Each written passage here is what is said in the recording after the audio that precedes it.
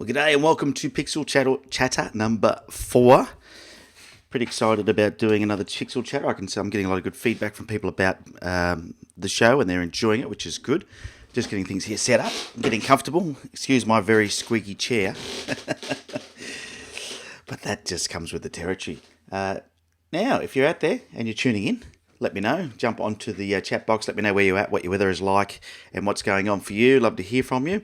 On today's show, a few things that I wanted to share with you. First of all, I want to make sure my audio is working fine. So I got a new microphone because last Pixel Chatter, the audio kept dropping out. And so I thought, well, I had an old, cheap microphone I bought some time ago. And I thought I'd better replace that. That's probably the best thing to do, which is what I did. So I replaced that microphone, so hopefully you can hear me loud and clear. Let me know in the chat box if that is the case. And I'll try and watch that to make sure that at all times that things are working. I'm just... Yeah, looks like everything's working. Getting the chat box up and running. Yeah, so if you're out there, just let me know you can hear me. Type something in the chat box so I know that the microphone is working loud and clear. From all my tests, it should be working relatively well. Hey, g'day Zora, how are you? I've got one of your images on the show today, Zora, so thanks for tuning in. I wanted to remind you, I'm on Instagram and Facebook. If you're on either of those platforms, you can find me on 3 legs, just using the number 3, not the letters. It's typically how you can find me anywhere you are. So it's on 3 legs, whether it's facebook.com/on 3 legs or go to Instagram on 3 legs, you can find me there. And hopefully we can connect. Loving the chat on there. I put an image up pretty much every day. I try to. And if I'm out shooting somewhere, I try to put that up as well. So you can sort of see what's going on. Alrighty. So a few things going on today's show. Let me just... Got a few crazy things going on with my computer. Here we go. Let's go back to this image here. There we go. All right. So a few things going on today's show. I also wanted to let you know about my ebook. I've had thousands and thousands of downloads of this ebook since I wrote it in 2012. Nothing's changed. I'll give you 10 tips on how to make sure you're getting your best shots. So that's the page there. I can show you actually the live page. If you go to on3legs.com. All working fine, thanks Andrew. Hey, g'day Brian, how you going? Going to be answering some of your questions today as well. Thanks for tuning into the Pixel Chatter show. Let me see, how do I show you this? There we go. Alright, so what you should be able to see now is my website. This is on3legs.com. And if you look at the top menu up here, there's a free ebook section. So you can click on the free ebook section, fill in your details, just your first name and your email address, and you'll get my 10 tips to better photos. Plus, I shoot out a tip a week for the first 26 weeks, and then you go onto my my normal email sequence. But if you don't want to receive any more emails, you can simply unsubscribe once you get the book. More than happy for you to do that.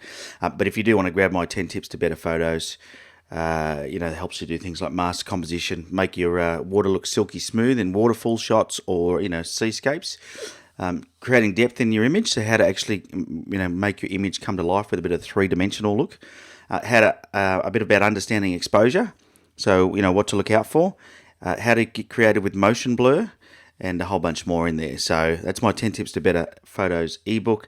You can grab that on my website on3legs.com, and it's with the words or the numbers, doesn't matter. That's a good thing about that. With that one, I've made it easy for people. All right. So, what do I got to cover off here? So just back from Tassie. I don't know if you saw some of my shots on Instagram or Facebook. Just got back from Tasmania. And Tasmania is amazing. An amazing place. Who else is putting? I'm just looking at the chat box. I shouldn't get distracted by the chat box whilst I'm chatting to you. It's distracting on the side there. I'll minimise it. Yeah, so just got back from Tassie, went across to Tasmania, and it was a pretty whirlwind trip. It was only there for 4 nights, but I'd been there before twice in the past on my own without the boss. And I'd gone to one particular time I was there for I think 5 nights or 6 nights, and I'd been to Cradle Mountain, Bashino, and Wineglass Bay. The second time I went, I simply hired a camper van and drove into Mountain Field National Park and captured Russell Falls, Horseshoe Falls, and a whole bunch of fungi in the park.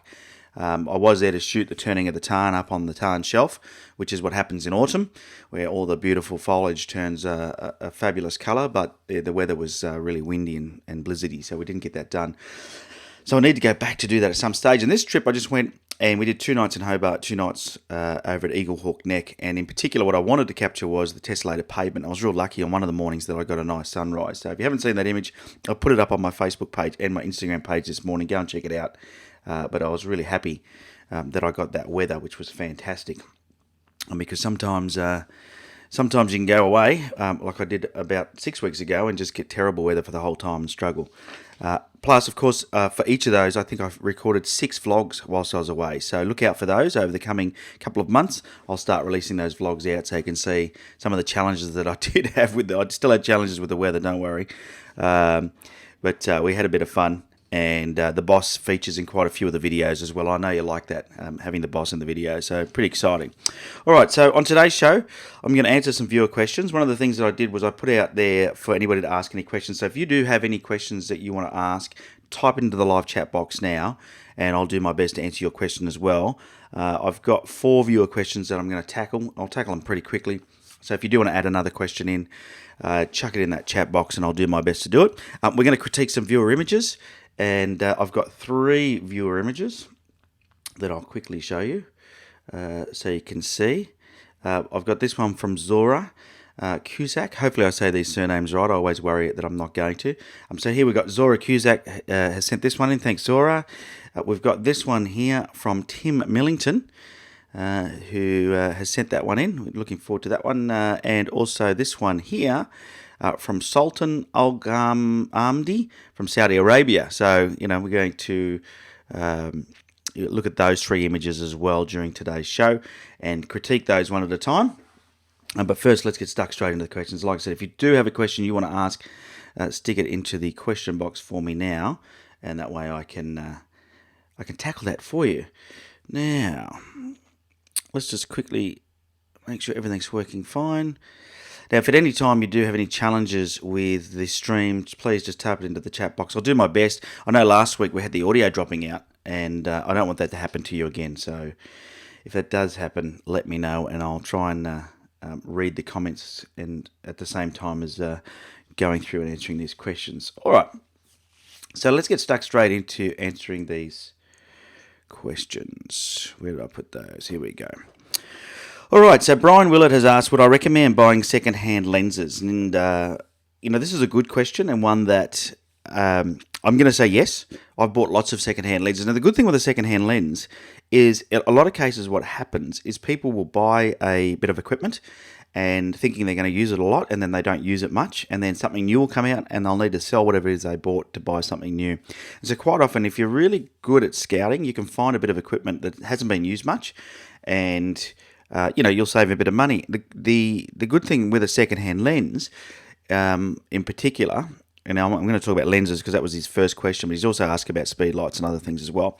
But let's just talk about lenses for a second. The good thing about a second-hand lens is that with a second-hand lens, you buy it. If you're not happy with it or it doesn't work well for you, you can typically sell it for the same amount that you bought it for, because lenses don't drop in value very quickly unless manufacturers are bringing out new versions, which does happen. You look at, lately I've seen Nikon bring out quite a few of their, what I would say, top professional lenses in a new version, a version 3. And so what that means is that for anybody who's got a version 2, is the value of that lens is going to go backwards. But typically that doesn't happen very often. So lenses, I would say yes, buy secondhand, but be extremely careful. I've just been stung. And so it was interesting that you asked this question. I bought, if you don't know the history, I had a 14 to 24mm Nikon f2.8 lens for a long time, and it got stolen. And I decided before my Tassie trip that I wanted to replace it and take it with me. And I've got a stack of Lee filters for that lens, and I just upgraded the Lee filter kit to make it better to use with that lens for my Tassie trip. Well, I went on to Gumtree, which is a site here in Australia. I think it's in the UK as well now. But I went into Gumtree and I bought a 14 to 24mm lens. I got a good price, spoke to the guy, he seemed honest, he sent me lots of nice detailed photos. I got the lens, it means that the barrel needs to be replaced. So I emailed the guy, texted the guy and said, I need a refund, I'll send it back to you, there's something wrong with this lens, and he refused to. So I've had to send it off to Nikon for repair, and it's cost me an extra 737 Australian dollars to get that fixed, and it's on its way back to me. And now, I've probably got Buckley's chance of getting any money out of this guy. So you've got to be careful. There's a lot of dishonest guys out there. So with lenses, I'd say yes. My caveat is if you're going to buy a lens second hand, make sure you've got some sort of protection in place, like using eBay because they protect you, or make sure you go and physically look at the lens and see it, feel it, touch it, and test it. I'm a very trusting guy. I've made another mistake, and slowly, I'm 44. One day I'm going to learn, but I don't want to distrust everybody because of one unfortunate situation, but that's just what happened. As for cameras, I don't buy second-hand cameras, and the reason for this is more can go wrong with a camera, and cameras also, to me, I don't want to get a second-hand one. I like the latest and the greatest, but that's just me. That doesn't mean that you wouldn't get great value out of a second-hand camera. I mean, I've sold plenty of my cameras once they run out. I'm an early adopter, so if you can buy from an early adopter that looks after their gear, you're going to get a good camera anyway. I can guarantee that every camera that I've sold second-hand has been good. So there you go, Brian. That's that question answered. Hugh Ashhurt, I hope I've pronounced that right, asked me if I could fit, he said, he's talking about my Agna bag, my f-stop bag. He said, do you think if I was to use this bag as a travel bag, could I fit a 15-inch laptop between the back panel and the ICU? If you don't know, the f-stop bag has an internal camera unit, an ICU. And he said if nothing was in the inside pockets of the back panel. Well, Hugh, I actually tested it with my 15-inch MacBook Pro. It's quite a big, thick thing. It fits. It's tight, but it fits, and it's comfortable to wear, so I think you'll be fine. Go with it. South Aussie Outdoors, he says it's about 30 minutes. Oh, my vlog. Okay, yeah. In my vlog, it's about 30 minutes before sunrise, but I look very lit up. Do I have some extra lighting, or is the Canon G7 making things look so bright? Amazingly, my vlogging camera, which I don't have here, it's in my bag, is the G7X Mark II. It's a Canon camera, point and shoot, was about $900, and its low light capabilities are amazing. And I would recommend to anybody who wants a light camera they can use just for snaps, and you can operate it on full manual as a camera, and it's got an f1.8 maximum aperture, and it's got really good ISO capabilities. It's a fantastic camera. Not only is it good for video, but it's fantastic for photography. So if you're looking for a light solution that you can and this thing fits in your pocket, it's amazing. But that's the camera I use. It's just amazing with low light. I have said that in a couple of the vlogs, but it's really, really good in low light. Okay, Marietta. I don't think I'm going to get this right. Marietta Tsukuku, I think it is. Anyway, sorry if I've mispronounced that. I'm doing my best. She says, hi Ben, just a few quick questions. Which app do you use for the time-lapse? So once again, talking about my vlogs.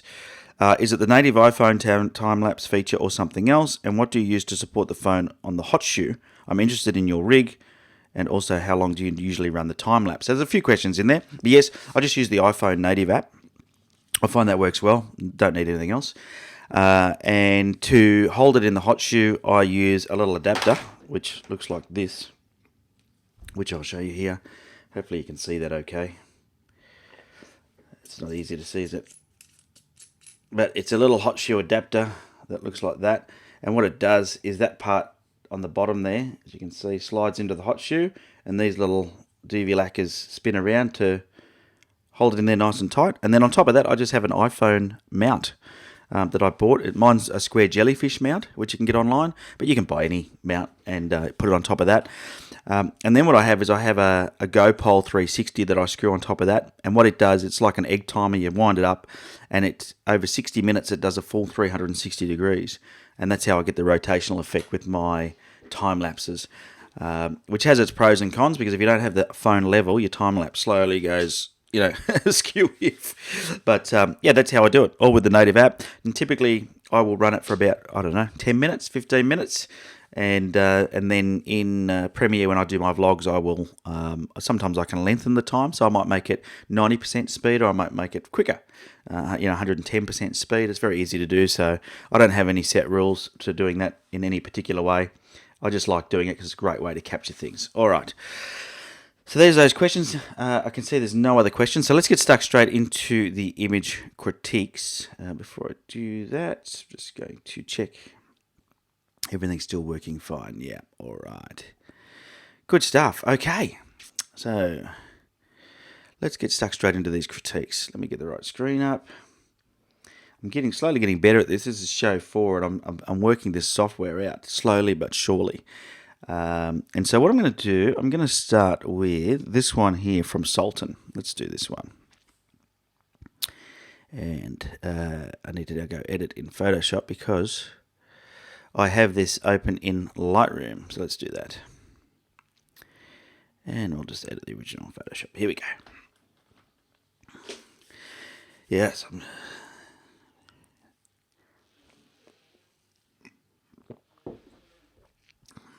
just enjoying my morning coffee. Because it is now 8:45 a.m. here in Sydney. Not sure what time it is where you are, but you could be anywhere in the world. In fact, what I'm going to do, I'm going to start a worldwide sticker board behind me because I know I've got this crappy copy of I don't know, whose picture is that? I can't even remember the artist's name. We've got some of her original work, but this is just a print. And I'm going to put a map of the world up there, I think, and do like a worldwide sticker board. And that way we can see where everyone is watching from. So wherever you are in the world, hello. But just enjoying coffee out of my Harley Davidson cup that I've had for a long time. I used to have Harleys. I sold my last Harley a while ago. All right, let's get stuck into this critique. Okay, so here we have Sultan's image, and somewhere in Saudi Arabia. Now, today's images, all 3 images, I did not get the EXIF information. So if you are going to send an image, try and retain the EXIF information in there for me, which is all the data that your camera embeds in the picture when you take it. And, when you export an image, sometimes you can tick a box to say, include it. Make sure that you do, because then it helps me understand how you took the picture, what ISO, and what lens you used, etc. So without that information, it's more of a compositional critique, if you like, more than anything else. But pretty interesting place, this one. And I thought for this one, I picked this one out of Sultan's because I get everyone to send in 3 images. By the way, if you do want to get your image critiqued on the show, email Ben at on3legs, that's with the word 3.com, 3 images, your name, your location, where the images were taken, and try and keep that EXIF information in there. All right, so I'm just going to add some new layers on. So I've got some layers to play with. All right. So first of all, this image I find, I didn't even notice straight up. Make me get this brush the right size. I didn't even notice straight up that there was a herd or something here. Oh, I should try doing the brush rather than the healing brush, bullfed. All right. So I didn't even notice straight up that over here there was a herd or something. And you know what I think is really interesting? And I don't know if you could have cropped it in tighter or not. I don't know what lenses you had. I don't know how far away you were. But I think you're trying to capture the landscape, and I don't think it works at all. And the reason I don't think it works at all is because this over here on the left is a really strong light to the point where it actually has lost its detail in here. And that means that, it's a difficult exposure, but it's probably a tad overexposed. But if you have a look down here, it's extremely dark. So you've got this very big contrast here, and then the rest is very even. So just from a compositional point of view, something here doesn't work. And I think that's what it is. When I look down here at this herd of whatever it is, I go, well, that's interesting. There's like one, I don't know if you can see that. In fact, let me start a new layer so I can really define it for you. There's like this one little fellow here. It seems to be looking at these guys here.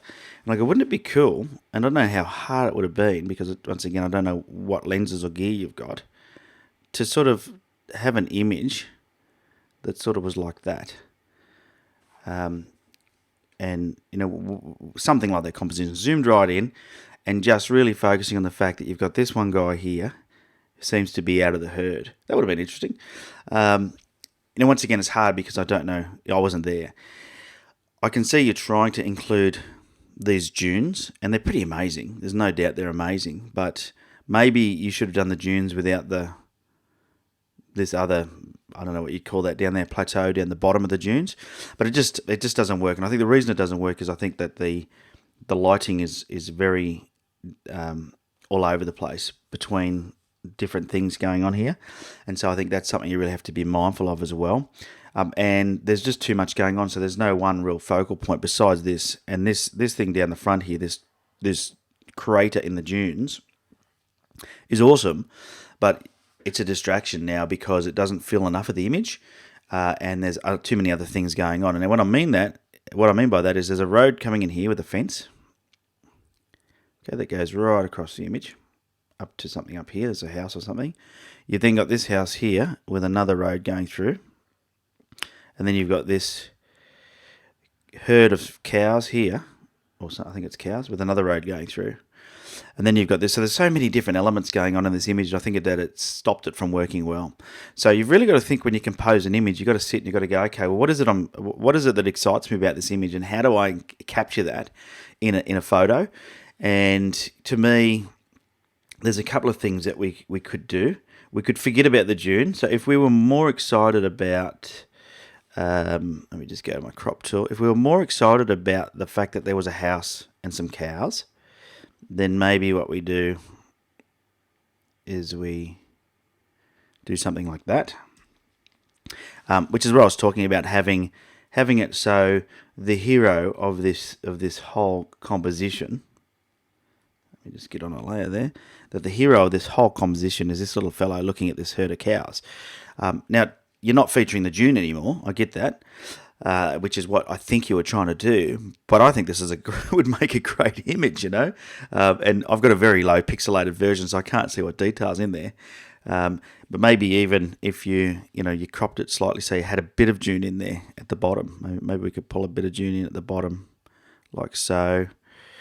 Make it a bit wider, maybe something like that. So you still had a bit of the Saudi Arabia thing going on.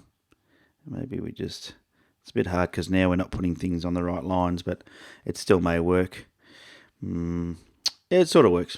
But you sort of get my point, right? So I'm just going to recrop that another way. You get my point, no doubt. But what do if we bring? Oh, I don't want to do that. I want to bring that in.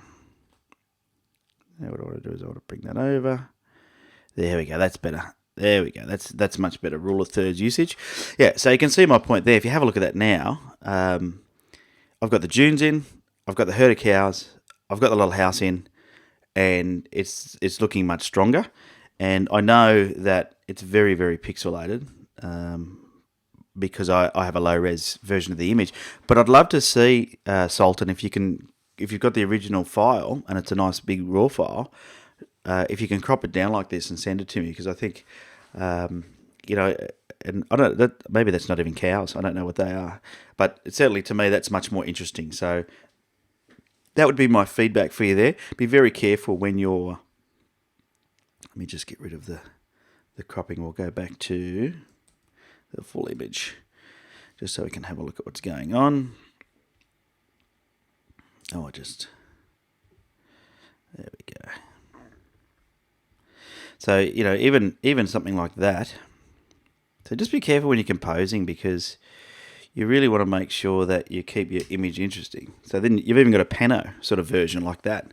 I even like that as well. I think that works really nicely. So, think through your composition when you do it. As much as that first crater was exciting, I think it was a distraction. And unfortunately, it was distracting the viewer's eye from the image. Even here, I don't know what's above here, but I can see some layers in the background here of the dunes and some really nice colour. You probably could have included a little bit more higher up and got a better image. So hopefully that's helped you. All right, I'll go and check the chat box now before we move on to the next image. Who have we got over there in the chat box? Let's have a look.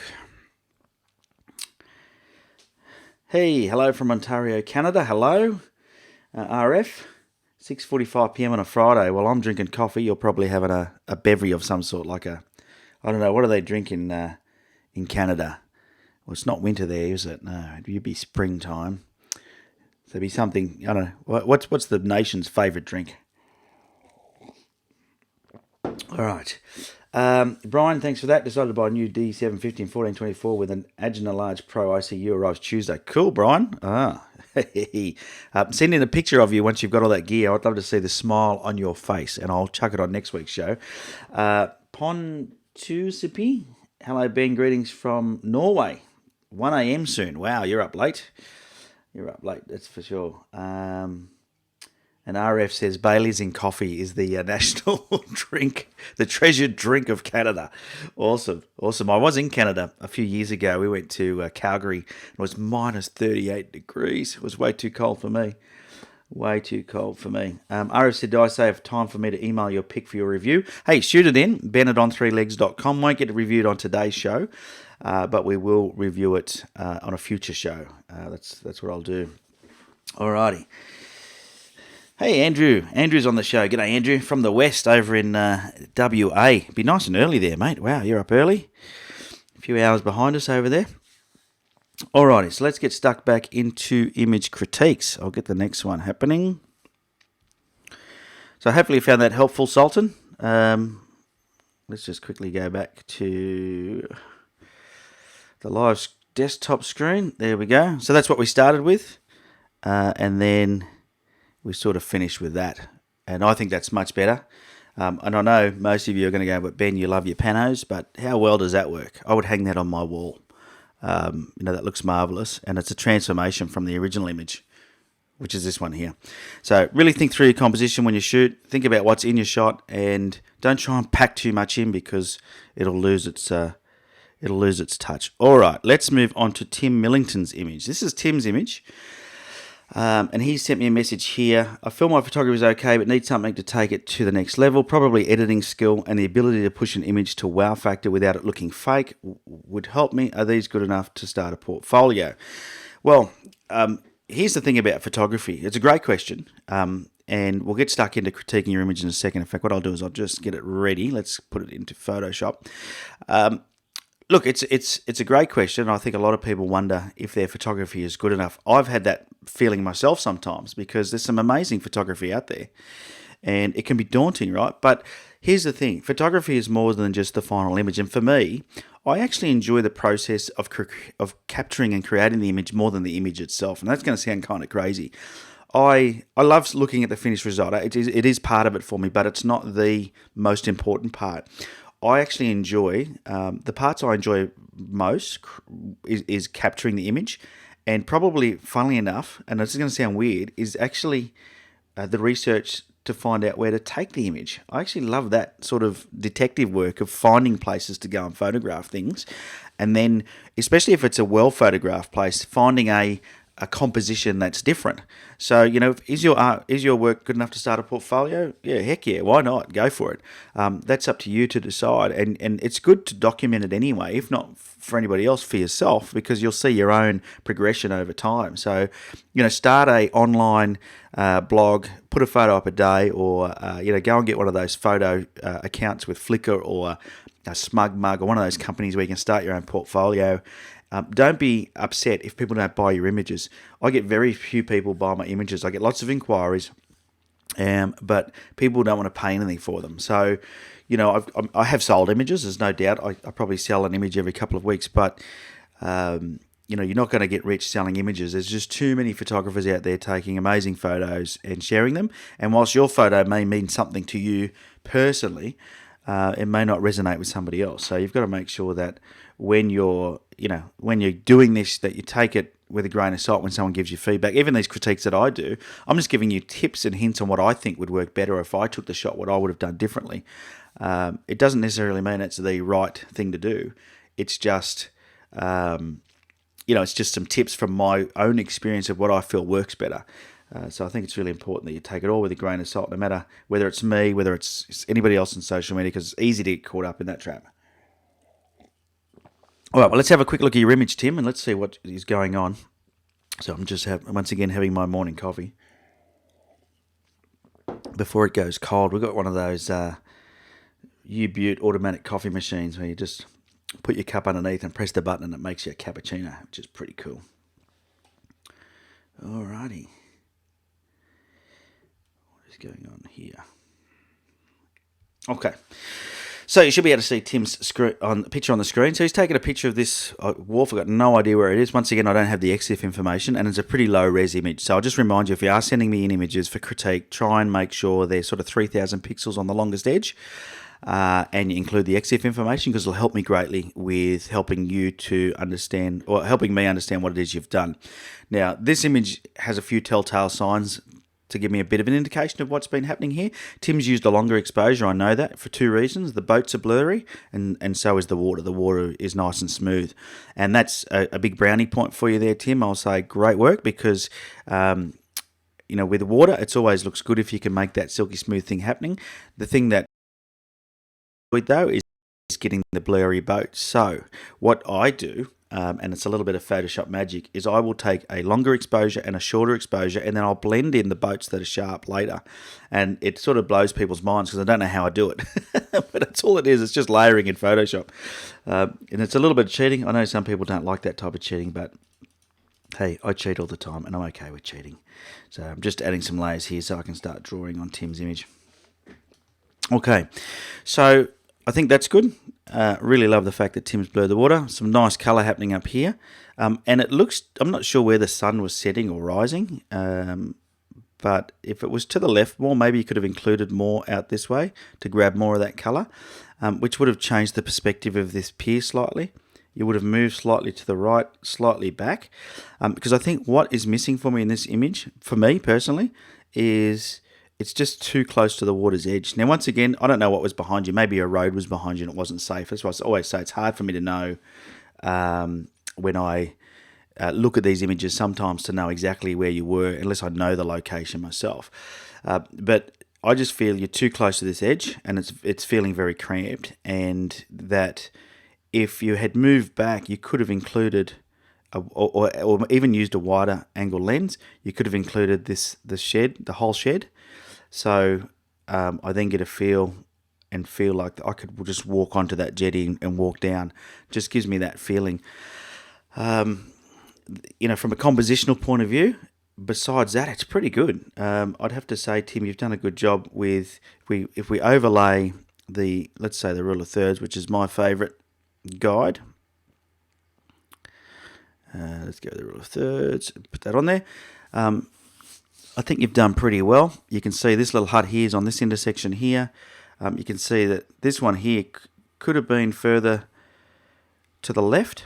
And, the thing is, it's because there's a thing called parallax, where when you move, these two, if you move to the left, these two sheds would have moved further apart.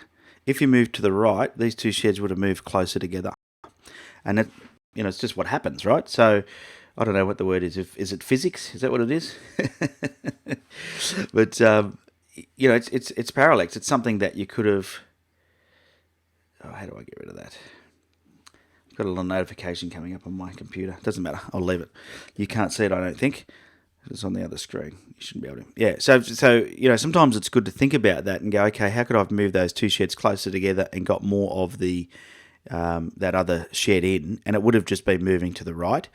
And then if in fact, let me just go up to this next layer. If in fact over here was where the sun was rising, there was a stronger colour, moving to the right would have done a lot for this image. Would have really done a lot for this image.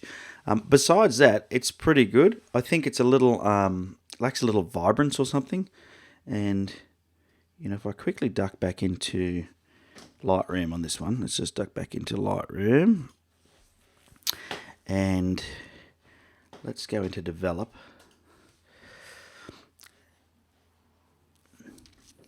I think it's just, now it might be the look you're going for. So, once again, it's up to you. If you like the look of this, then you like the look of it. But I would probably say, let's get a little bit more vibrance going on, because those colours in the sky are really nice. And you see, you can start to get the image to look a little bit different. And if I just, you can sort of see the difference there just through some vibrance and some clarity. That's all I've added. And besides that, it's pretty good. There's not a lot I would change about this image, except for probably where I took the image from, probably composition. So, good job, and just keep those things in mind. So I would have changed my composition, and I would have taken a second shot to get these boats sharper, but you don't have to. That's, having them blurry like that is not a huge distraction, because they're behind the jetty anyway, so it's not a big deal. So, yeah. Photoshop looks out of focus. Photoshop looks out of focus, does it, Brian? Oh, well. I don't know why, but there you go. Hello from Germany. I'm just going to go back and check the chat box, see how we're going over there before we move on to the third image. But anyway, Tim Millington, hopefully that was helpful, mate. I think you've done a great job there. Well, just think about your composition. Most of these critiques that I'm getting are more about composition than technique or technical stuff because I don't have the technical data. And I'll just remind you, if you are going to send me an image, send me in the technical data, and that way I can look at what it is you're doing. All right, let's go over to the chat box. Hello from Germany, Huko. Hey, g'day. Germany. Sprechen Sie Deutsch? No. How do they say hello in Germany? I can't remember. I was in Germany some years ago. Anyway, welcome to the show. Brian says he's too ugly. You'd break the lens. Oh, well, if you featured in your own images, fair enough. And R7 Orkana says, hi Ben, ever think of doing some workshops? You know what, I have thought about doing some workshops, and I'm thinking about it. I need to get enough interest. I've done them in the past, and they're quite successful. They're a lot of fun, but they're a bit of work to organise, and I want to make sure that if I do something, I don't like doing things half-hearted. I want to make sure that if I do something that I really put my best effort into making sure it's a success for me and you. So the answer is yes. I've thought about doing some workshops. I've even thought about doing some tours and taking people away to some of these amazing locations that people may not be so confident going to, and taking a team of people with me. So, 6 to 10 photographers and going somewhere like Tasmania or even down the south coast or something like that. So if you are interested in doing something, whether it be a short one-day workshop or a weekend tour or a longer tour, let me know. Because I'm interested to find out if people are interested. Because if you are, I will organise something. That's what I'll do. There's my promise to you. No. All right, another sip of the coffee. It's just about gone, and it's just about cold. Let's get stuck into this last image then. The last image I've got is... Here we go. Yeah, the last image I've got is this one here. And this one here, let me go back into the library so I can read my notes. There we go. It's from Zora Kuzak. And Zora took this of Cradle Mountain. And it's a shame that you can't see the cradle because of the bloody cloud, which happens a lot in Tasmania. Cradle Mountain is in Tasmania, a place called Dove Lake. It looks like this one's taken from behind the mountain, which is, I think, something else lake. I can't remember the name of it, but it's a different lake in the background. And Zora says it was a very overcast day, lots of cloud cover, managed to pull back the detail in post and grad to the sky so it looked like the mist was burning off. It was a very overcast day. Look, sometimes you've just got to admit defeat, I think, and try and come back another day. And I know that's hard when you're travelling. But let's get stuck into this. Let's put this photo into Photoshop. And let's have a look at a few of the things and see what's working well. Okay, same thing again. Let's just add a stack of layers so I can draw on it. Alrighty. And we'll go full size. Oh, it's the wrong button again. Oh. I'm pressing Command O instead of 0. Not enough coffee yet, obviously. All right. So this is Cradle Mountain in Tasmania, and it probably means more to Zora than anybody else because you were there and you were experiencing the circumstances of the situation. The reason I've chosen this one out of your three is because I think there's a lesson here, for me anyway. When I go out and I photograph, I know I get this feeling like I've got to grab a shot. So I do my best to grab whatever I can, given the current circumstances. And that's okay because it tells a story. It's your remembrance of the time, and this is the reality of Cradle Mountain. Quite often it is overcast and socked in with cloud. I was there for 3 days a few years ago, and once could I see the top of the mountain, the cradle, only once in those 3 days. So it happens. But I was there with my camera, fortunately, and and I got the shot. So for me, this image doesn't work. And for, once again, probably more than anything, not because you can't see the cradle of the mountain, because no one knows it's Cradle Mountain unless you tell them, right? So it's just a mountain with some cloud on top of it, which is actually quite nice. There's bits of snow and stuff there. I just think compositionally that it could have maybe been composed better. Now, Zora is shooting me through. Awesome. The EXIF data. Thanks, Zora. So I'm just getting it through my chat box here. Zora says, sorry, Ben, about missing EXIF data for my image. It's ISO 100. Awesome. So that's great. So using the lowest ISO you can use is what I recommend, unless you want to sharpen some of the details up. I'll talk about that in a second.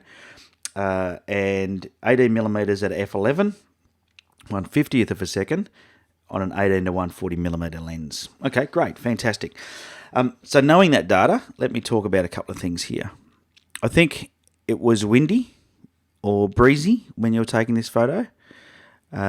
Because some of this foliage is not sharp. Once again, not a criminal offence, but something that detracts here because there's a lot that's not sharp in detail. And that would be my first bit of feedback to you, is if I have a look here. Let me just hide these layers. Get rid of that one as well. Go over here, shoot the brush. All right. So if you have a look... Oh,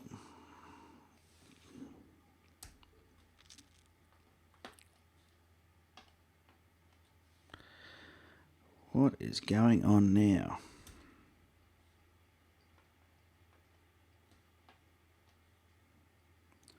Okay.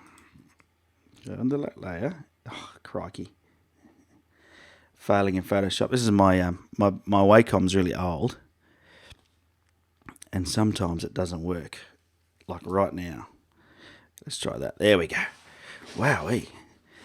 Yeah, my Wacom tablet's old, and sometimes, I don't know why, I don't know if anybody else has got a Wacom bamboo tablet, but sometimes it just doesn't want to work, and then I end up having to shake the pen. I don't know what's going on in there, maybe it needs a new tip. Anyway, okay, let me get stuck into this. So, if you have a look over here on the left,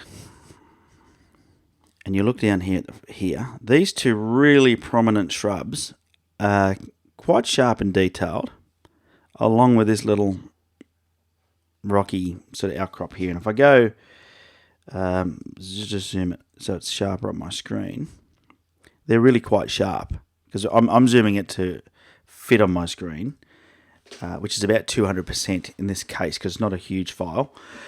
So that may be causing a little bit of blurring. But yeah, then they're quite sharp. But everything else is sort of soft, a real soft focus. And I think, was it a windy day, Zora? Maybe you could tell me. Because it looks like all of this foliage here is a little bit out of focus. More so down here than anywhere else. And I feel that because the image lacks any real point of interest, you really need to make sure that you captured that. From a compositional point of view, I think that you probably should have avoided worrying about so much the mountain, but trying to get something that worked better compositionally. And that could have meant maybe moving to the right. Let me start with a new layer. That could have meant moving across to the right to grab this path winding on, but having the lake as it's still part of it and the mountain shrouded in fog. It could have meant shooting to the right. Yep, it was windy, okay. It could have meant shooting more to the right. I mean, I can see where the wind's hitting the lake here.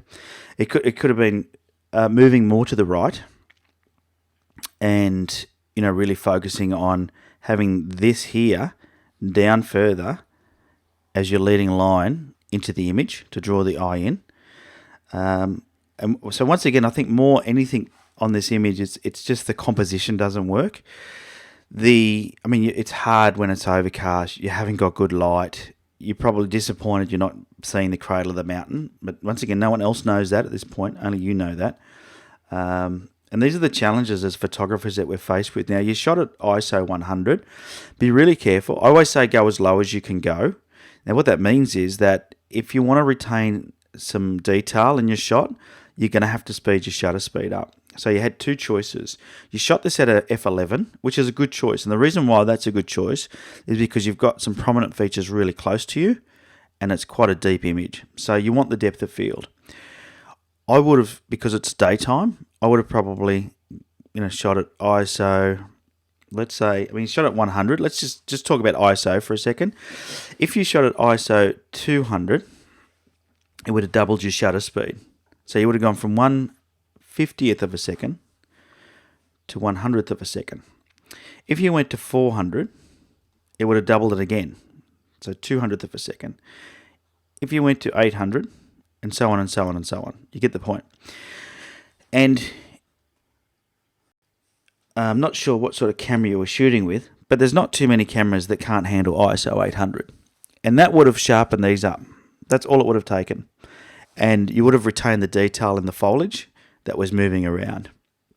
And you've just got to be really careful. Waterfalls is a classic one that makes this hard, because waterfalls, you want to blur the waterfall, but you want the foliage around the waterfall to be sharp. So that's another instance where I will take two shots and I'll blend them together. And I would have done that here. I'm pulling back the curtains and letting you know my little secrets. I would have done a shot to get the foliage sharp, and then I would have done a longer exposure to blur the water, and then I would have brought that in later. Or I would have manipulated the water in Photoshop to blur it. And it's not very hard to do. You can do a selection, and I'll see if I can quickly show you. It's a pretty easy thing to do. Just duplicate the layer. You just grab a little selection tool over here. Let's just grab the Magic Wand one, because of the, see if we can really roughly do it. I'm doing this really rough, by the way, so if you're a Photoshop guru, please don't shoot me. So I've just selected the water, not all of it, most of it. Filter, blur, Gaussian blur. Probably too much. Let's bring it back. Actually, I'll do it strong, and I'll show you why. We'll keep it up there. Let's do 5. Okay, now you're probably going, Ben, that looks terrible. Well, it does. It looks absolutely terrible. But what you do is, then what we do is we'll duplicate this layer again. So, okay. And I'm doing this really roughly. And then what you do is, there's a couple of choices you can do. So let's put that on top of there. You can just grab this layer and slowly move your opacity slider until you get the look you're after. Something like that. There we go. Now, if all my foliage was sharp and that was like that, then I've got a bit of a, I've got a bit of an effect going on now that looks kind of interesting. And I know I've done that real fast, and I've done that in a way that you actually wouldn't do it that way. You'd use masking a bit better. But it gives you an idea of what I'm talking about. So, a lot of people worry about, trying to make everything work together. But sometimes you can just cheat a little bit to make it work. And, get an image that has a different perspective with a little bit of Photoshop work afterwards. And I know for some people, they think that post-processing is a no-no. I always say, do what it is you feel you need to do to make the image come to life. If with this image here, I would definitely do that. I blur the water. Unfortunately, I probably wouldn't use this image because the detail's not sharp in the foliage, but let's just do a little bit of a recomp on the composition. I would probably tighten the composition up a bit, make it a bit of a pano, something like that. Straight away, you can feel that brings some strength to the image, and you've got something that just looks better than what it looked before. And if I just quickly go back to the original in Lightroom, you can sort of see there's the original image there. And then if we go to Photoshop, here's my new image here. So, it's just a matter of deciding, when you're out shooting, really think about your composition, because that's the one thing you can't fix in Photoshop. You can fix everything else. You can fix, not everything else. No, I shouldn't say that. You can fix a lot of things in Photoshop, but the one thing you definitely can't fix is composition, and you definitely can't fix blurry items because you haven't had a fast enough shutter speed. So it's really important that when you, when you're out shooting, you think about what's going to happen when you get the image back, home, and how you're going to process it. And that's, to me, that's probably been the best adaptation I've had in my photography, is working out before I take the shot what I want the shot to look like. And I see too many photographers that just take lots of photos, get them back on their computer, and try and find the good ones, instead of going, okay, what do I actually want to achieve, and how do I make that happen? So what I mean is, then if you rock up to a location, let's say you rocked up to this beautiful location where Zora was, and look, great job, Zora, given the conditions. You said it's windy and cold. I know it can be a real bugger in Tasmania. I was just up at Mount Wellington. It was 95 kilometre-hour winds with a wind chill factor of -12 the other day, and that's not even winter yet. It was terrible. So it can be a real bugger. So good job, but just for your own sake, just when you're thinking through a photo, before you go and take a photo, have a think about what you want. So if you look at Zora's photo here, I would have gone, okay, I want to make sure the foliage is sharp, and I want to blur the water. So I would have taken the 2 exposures. Think about your composition a little bit as well. Don't be afraid to crop things down. I mean, most images these days aren't printed, so you're not working to a standard format anymore. What you're doing is you're working to, you're working to whatever you want, really. Even Instagram now, they don't need to be square anymore. So make it whatever you want to make it. The one thing that I do love for this composition, which I think everybody can take away from, which is cool, is that let me just quickly switch over back to not that layer. Let's find a layer that I haven't drawn on. Not that one. Crikey, I've drawn a lot of these layers. Let's use this one. What I do like is this happening here. So you've got this coming in here, and you've got this coming in here. If there was no clouds, you would then have had this beautiful cradle mountain here. Would have been amazing. Would have been amazing. But because you didn't have that, you have to rethink it, right? You have to go, what am I going to do? So before you take the photo, before you press the shutter button, think about what effects you want and what settings you're going to need to make those effects. Remember, you want a fast shutter speed if you want something to be sharp and in focus that's moving. If you want something to be blurry, you want a slow shutter speed, so you're going to make adjustments for that. And then think about your composition. And really, if you go into an image, or before you press the shutter button, you think about, okay, what do I want sharp? What do I want blurry? And, is my composition right? Then that's going to help you out. And I actually take a few test shots before I take a shot. So I will take a few shots to see how it looks on the preview screen. Because sometimes just looking with your eyes, we've got a very good field of view. So you want to make sure that you're seeing what the camera sees. Take a shot, look at it on your live view screen, and then from there you can sort of go, well, no, I need to move, I need to do something, I need to change something.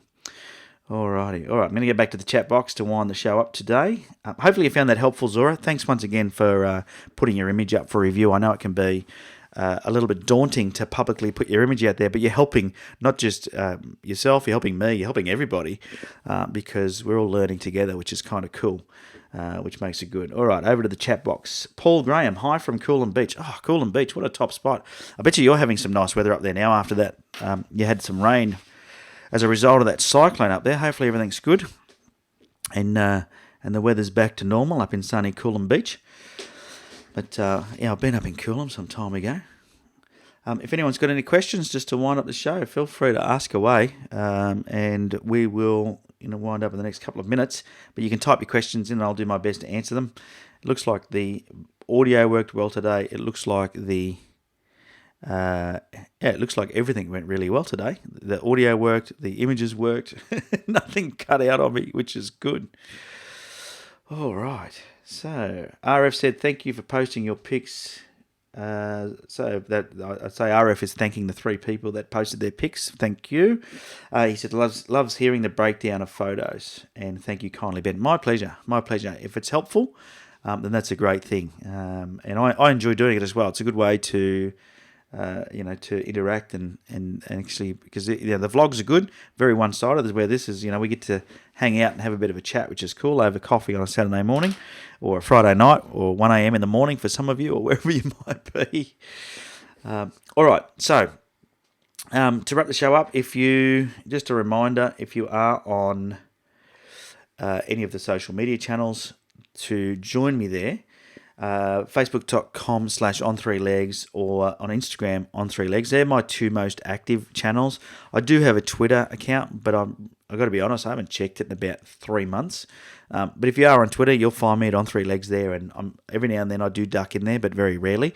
If you want to see the daily photo that I post up, you should jump onto Facebook or on3legs. Instagram, because that's where I chuck up the photo on a daily basis, or try to do it on a daily basis, and that way we can make sure we keep in contact. Andrew Marr, thank you, mate. Fantastic. Yeah, glad you enjoyed the show. Zora, thanks, Ben. Learned a lot from that. Looks like another trip to Tassie. Yeah, I always need, I'm happy to have another excuse to go to Tassie myself. I've been 3 times, and I'm already planning my next trip. In fact, my next trip, I'm thinking about going for a few weeks. I want to go for a few weeks. Now, I do want to remind you that if you want to learn a bit more about taking your photography to the next level, head to on3legs.com. It's my online blog, and it's irregularly updated. That's the best way of describing it. But you can get a copy of my 10 Tips to Better Photos ebook there, and then you'll also be on my Photo Tips newsletter, which comes out weekly. And if you want to unsubscribe, if it gets too annoying, you can unsubscribe at any time. Grab the free ebook, and as soon as you get the ebook, just click the unsubscribe thing at the bottom if you don't want to be on my email list. I'm okay with that. I understand that some people don't want to be emailed regularly, but if you want to keep getting the tips, then you can. That's available to you. So on 3legs.com, just go to that page. At the top, you'll see the menu free ebook.